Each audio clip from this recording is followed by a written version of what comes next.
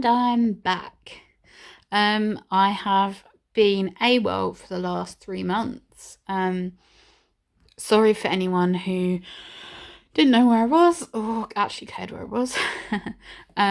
But so much has been going on, and I just needed a bit of a break from doing videos and vlogs because as you all know, if you've been following my channel, last year I was finishing up creating the website Genie, which is for people with access issues, and it's every railway station in the UK and Ireland, and it's for people who've been to those railway stations to report back on what access is actually like, because most of the time I've actually experienced this recently where it says that they have a facility when they don't, or they haven't updated the National Rail website to say they do have a facility when it's not advertised.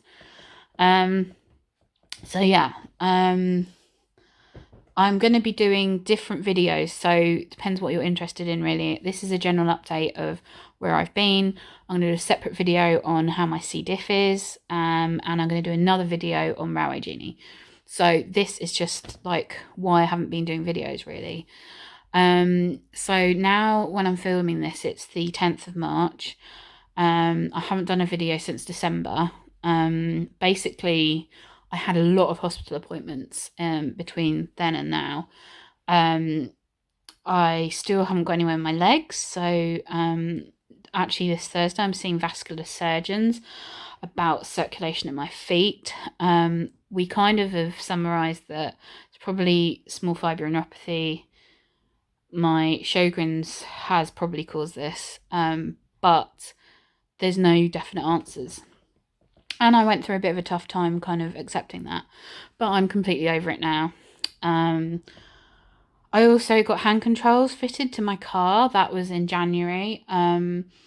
It was expensive, but it's been amazing.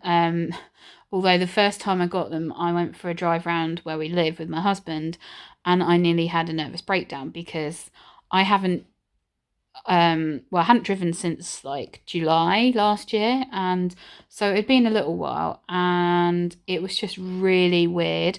It was like learning to drive all over again, and I was worried my instinct, even though my feet are numb, would be if I was going to brake to put my foot out, and you can actually get a guard if that happens, but I thought I'd be all right. And actually it was sobering to me because I had no natural reactions. Like my brain and my feet are completely, that natural reaction's gone. So I just tucked my foot underneath the seat really, and I have my other foot because it's an automatic, so I only need one foot when I was driving with pedals. And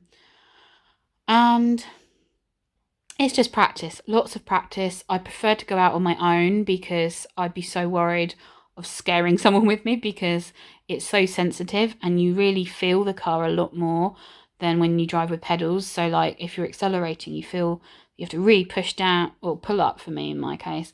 And when you're braking, my brake is so sensitive, and I'd be like braking really suddenly, and it was like being a learner driver again. And so I was worried for the most of January that I wouldn't be able to use these hand controls, and I was terrified that I'd wasted my money. But I hadn't, because now I have driven all the way to Swindon and back. I've driven halfway to Cardiff and back. It's been a lot, and it's been worth it as well. And what else have I meant to tell you? This year is I launched Railway Genie, which I said I'm doing another video about, but that launched on 20th of January. So I've been busy trying to get that message out there for people to help with that. So if you can, watch the Railway Genie video. Then I went to London to, it was really good fun for my husband's birthday. I went to Madame Tussauds, and I experienced accessibility in London, which actually wasn't too bad. The buses are amazing, but Madame Tussauds itself is okay, but it's just very, very, what's the word? It's not very easy to get around without help, basically. So you're not independent in there at all. And then I got left on the train back home because my local station here forgot me. So I ended up in Peterborough, which was great. So that wasn't fun. But my main goal of this year, I never make resolutions because I'm realistic and most people break them and I don't want to be disappointed. So this year is awareness year. I am tweeting a lot, both through my @Fizzlers20 account, which is my personal account, and Railway Genie account, which is @Genie Railway, and sometimes my Potsie Zebra account, which you'd think I'd use more of, but I've got quite a lot of followers now on my Fizzlers20 one, and I have been communicating quite a lot with the actress Shirley Houston, who plays Izzy on Corrie. She also has EDS and is one of the patrons of the Ehlers Danlos Support UK. And so there's a new thing called it's a hashtag called Taking the Dis. That's with one S. And yeah, basically there is now a Facebook group as well as a Twitter account. But if you have any access issues, use the hashtag Taking the Dis, and people respond. I've this year, it's been great. Last year, as you know, I got Pound Stretcher to put their automatic doors back in, and the post office / newsagent put automatic doors in as well. And I'm now working on other shops in my high street to get them to either make them accessible or to put signs up to say if they have ramps inside, because a lot of them that I approached do actually have ramps inside and you can ring for help, but it doesn't actually tell you that outside, so you could go straight past and think, oh, they've got no access, I'm not going to bother going in. So I'm working on getting that awareness out there as well. And my Hospital Genie thing's still running. It's not as active as it was, just because I've had so much focus put on Railway Genie and also getting the message out there. Today, for example, this afternoon, I've just filmed a bit for ITV Anglian News on parking on pavements, which is a huge problem for wheelchair users. Obviously other users too, but specifically wheelchair users, because we can't just drop down the curb and go, round. Pushchair users can tip the buggy and go down, although it's still dangerous because they're going the road. The whole point is we don't have the option to just go down a curb. Anyway, so I've been doing that today, and I've also been struggling with my health a lot. So in December, I think I may have said in my last video, I had injections in the base of my skull for my headaches. They actually worked really well for my headaches. I had probably a flare of that for about, they said it was only supposed to be a few days. It was about 3 weeks. Then it all settled down and I had no headaches for over a month. Then when I did have headaches, they didn't last long and they were very infrequent. Now, last week I had them every day, and now this week so far I've had none. So I'm not sure if it's worked or not, but anyway, then I had steroid injections in my neck in February, beginning of February. I was expecting to have them in my back because my back's been quite bad, but apparently they were booked for my neck. I was slightly concerned because when I had my head runs, I fainted because the needle going in seems to trigger something in me to faint with my POTS. So that was not fun. But luckily, my anaesthetist is amazing. He's a very, very, very good doctor and knows all about EDS and POTS. So when I warned him I would 100% faint, he was ready because he got 2 injections done. And then I was like, I'm going to faint. And I really did, because I was on my side and my blood pressure was in my boots. It was like, I don't know, I think it was like 72 over 40 something. And so they had to give me ephedrine and a bag of Hartmann's fluid. And they were like, are you okay? Do you want to stop? And I was like, no, let's carry on. And they were really shocked. I was like, I want to get this done. I want to have the benefit. I'm so used to fainting. And they were, I think, thought that was quite bizarre, but that's just the way that we live. We have to put up with these things. And I had a really bad flare for the first 2 days. Then I thought it'd work, but actually it's made my neck worse. It's so painful in the base of my neck.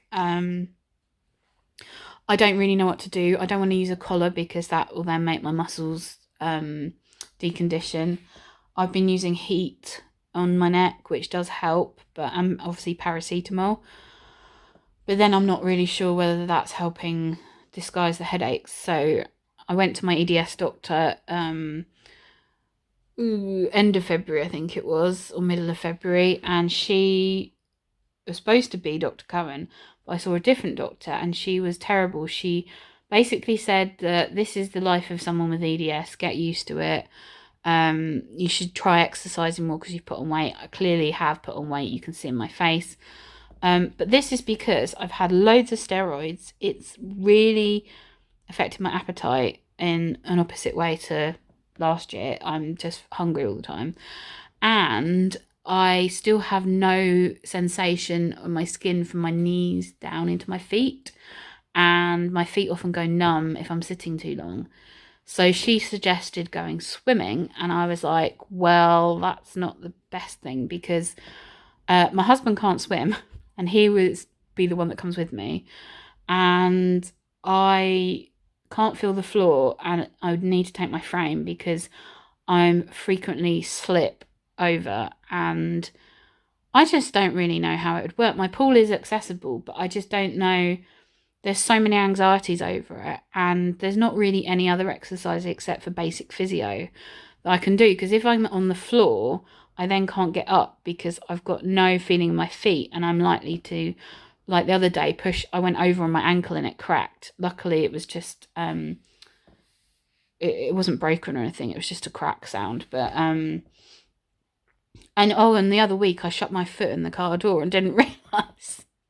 So that's basically what the sensation's like. I don't realise things have happened, which is dangerous. And I'm waiting on all these referrals. I was referred in December for urology. I've not heard anything.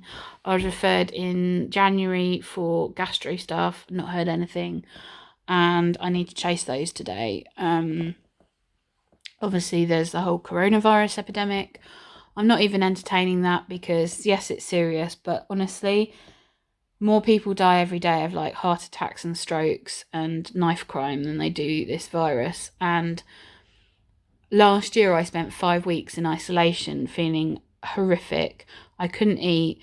The TV cost £6 a day if I wanted to watch it. I had no decent Wi-Fi. And there's people moaning that they have to be stuck in their house for 14 days when they've got TV, food, their own bed. Like, honestly, I'd sooner take that over having C. diff and being stuck for 5 weeks in a hospital in an isolation ward. Horrible. Also, in the UK, the only people that have died so far have been old and they've had underlying medical conditions. So, it's not like everyone's dying. And also, yes, it's easy to spread, but I'm going to continue to live my life as normal. Everyone was going about panic buying, but I went to the shops today and easily found toilet roll, so there was no issue there. And yeah, so I haven't been making videos because I've just trying to be doing stuff. I'm also quite a long way through my sign language course now. I am getting a bit frustrated with it because it is teaching me words rather than phrases. So every so often you have a test for the section that you've just done, and then it will be like you have to like try and figure out what the guy's saying, but then there's loads of words that you haven't learnt yet, so you're like, how am I expected to understand what you're saying? So yeah, so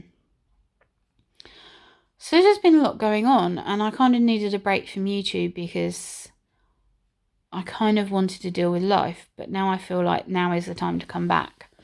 So I hope that you're glad I'm back. I will be posting this video today.